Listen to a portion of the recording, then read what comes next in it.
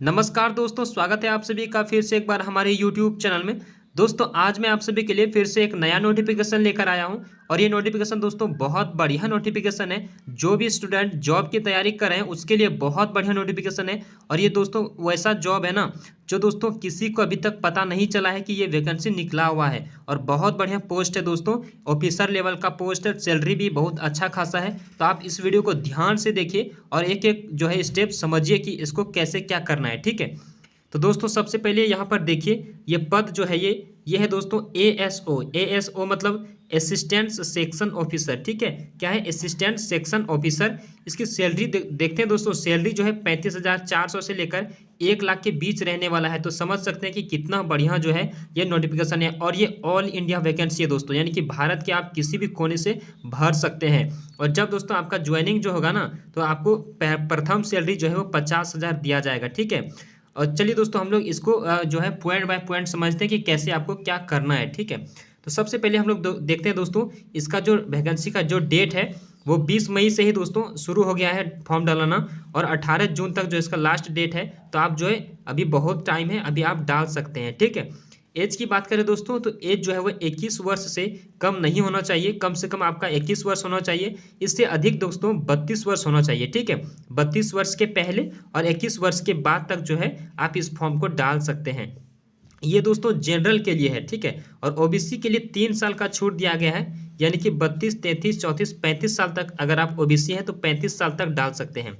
ST SC है तो 35 दू 37 साल तक आप डाल सकते हैं, यानी कि 5 साल का छूट दिया गया है, ठीक है। अप्लाई फीस की बात करें दोस्तों तो अप्लाई फीस में देखिए जनरल ओबीसी और ईडब्ल्यूएस के लिए 500 है, यानी कि थोड़ा सा ज़्यादा लग रहा है अप्लाई फीस। और अदर कैटेगरी में यानी कि जनरल ओबीसी और ईडब्ल्यूएस को छोड़कर अगर आप अदर कैटेगरीज में आते हैं तो आपको जो है 0 रुपया लगने वाला है, ठीक है।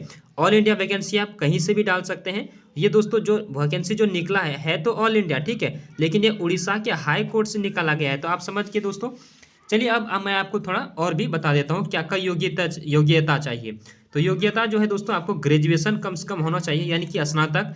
इसमें दोस्तों आप कोई भी सब्जेक्ट से ग्रेजुएशन किए हैं तो आपको कोई फर्क नहीं पड़ने वाला है, लेकिन दोस्तों 45% जो है लगभग आपका रिजल्ट होना चाहिए, ठीक है।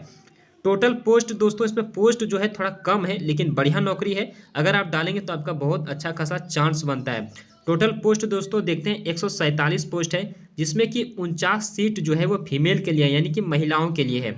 तो दोस्तों आप ये नहीं समझिएगा कि बहुत कम पोस्ट है, दोस्तों कम पोस्ट में ही बहुत का हो जाता है।